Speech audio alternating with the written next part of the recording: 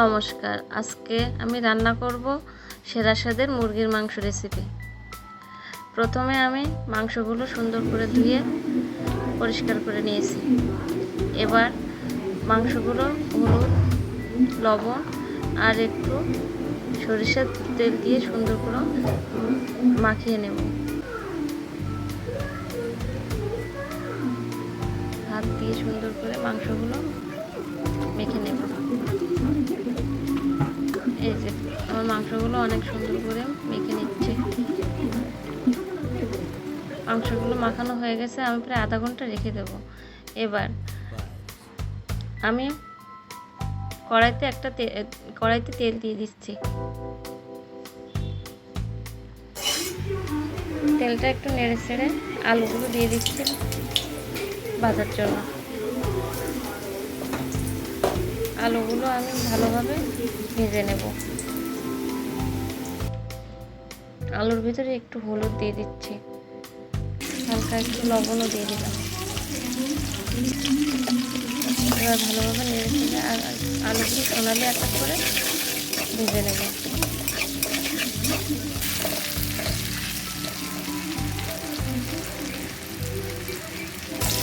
আলুগুলো ভাজা হয়ে গেছে প্রায়। এবার আলুগুলো আমি উঠাই নিচ্ছি।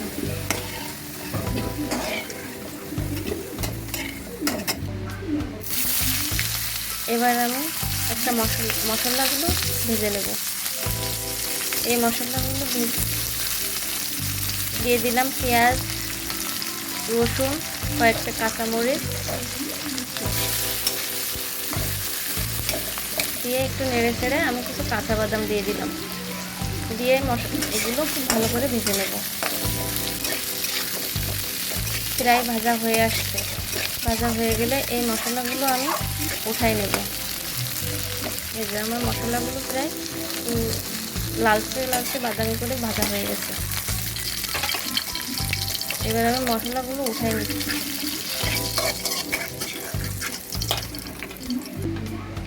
এবার ওই তেলের ভিতরে আমি গোটা জিরা ফোড়ন দিলাম, আর একটু তেল দিয়ে দিচ্ছি। এই তেলেই মাংসটা রান্না হয়ে যাবে। এবার দিলাম গোটা গরম মশলা, এলাচ, লবঙ্গ আর দারচিনি।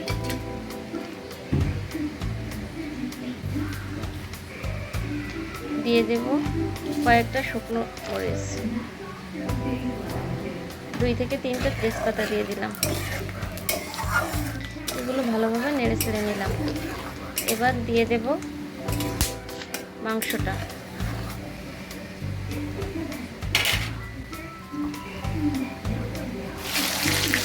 মাংসটা আমার আধা ঘন্টা ম্যারিনেট করে রাখতে হবে।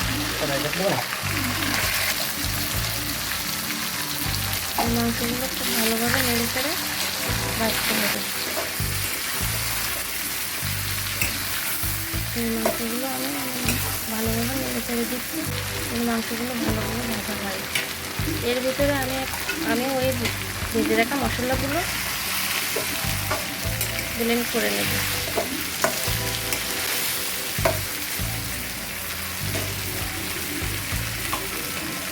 মাংসগুলো খুব ভালোভাবে ভাজা হচ্ছে। এই যে এই ভেজে রাখা মশলাগুলো এবার আমি ব্লেন্ড করছি এর ভিতরে।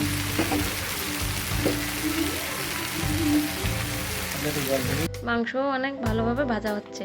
মাংসগুলো প্রায় লাল লাল কালার চলে আসতেছে।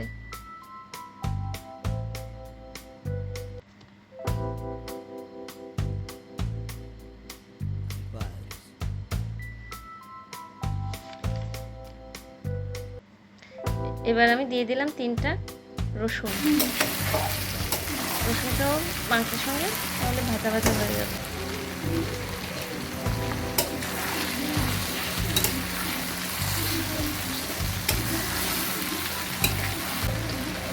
মাংসগুলো খুব ভালোভাবে নেড়ে চেড়ে ভাজি করা হয়ে গেছে। এবার আমি ব্লেন্ড করে রাখা ওই মশলাটা দিয়ে দিচ্ছি। মশলাটা মাংসের ভিতরে খুব ভালোভাবে মাখিয়ে নিতে হবে। আমি ভালোভাবে নেড়ে চেড়ে মাখিয়ে নিচ্ছি মশলাটা। এবার দিয়ে দিচ্ছি বাকি মশলাগুলো, শুকনো মরিচের গুঁড়ো, জিরা গুঁড়ো, ধনে গুঁড়ো, হলুদ গুঁড়ো 1 চামচ, লবণ পরিমাণ মতো।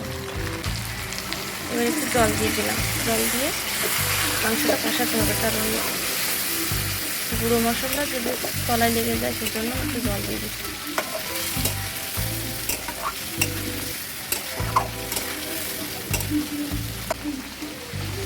এবার আমি প্রায় 6 থেকে 7 মিনিট পর্যন্ত মাংসটা একটু কষাই নিই।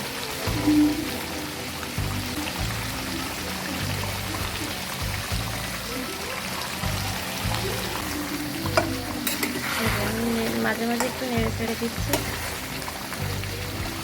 নিচে না লেগে যায়। এবার আলুগুলো দিয়ে দিলাম। আলুগুলো মাংসের সঙ্গে একটু কষায় নিচ্ছি। দিয়ে দিচ্ছি 1 চামচ আদা বাটা।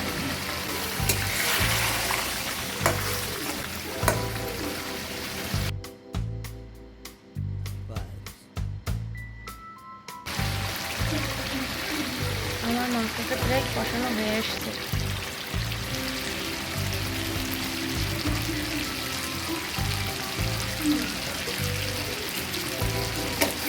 আবার একটু নেড়ে চেড়ে দিচ্ছি।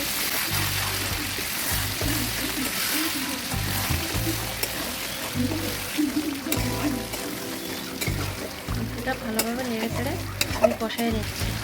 এই তো প্রায় মাংস কষানো হয়ে গেছে।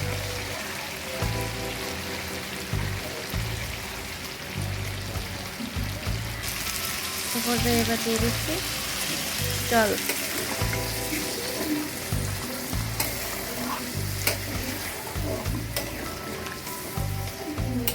জল দিয়ে মাংসটা খুব ভালোভাবে নেড়ে চেড়ে নিচ্ছি।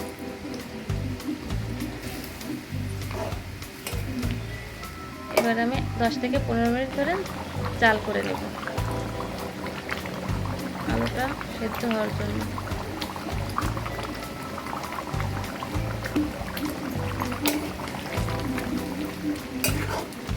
মাঝে মাঝে একটু নেড়ে চেড়ে দেব।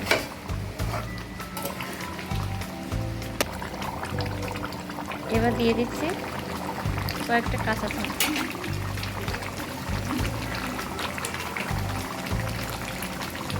আমার রান্নাটা প্রায় হয়ে এসছে। শেষ পর্যায়ে আমি একটু দিয়ে দিচ্ছি গরম মশলা গুঁড়ো, দিয়ে একটু ভালোভাবে নেড়ে চেড়ে নেব।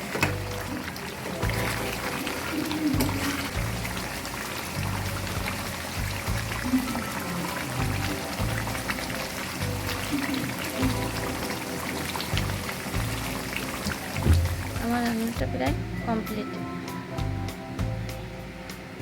আমার ভিডিওটা আপনাদের ভালো লাগলে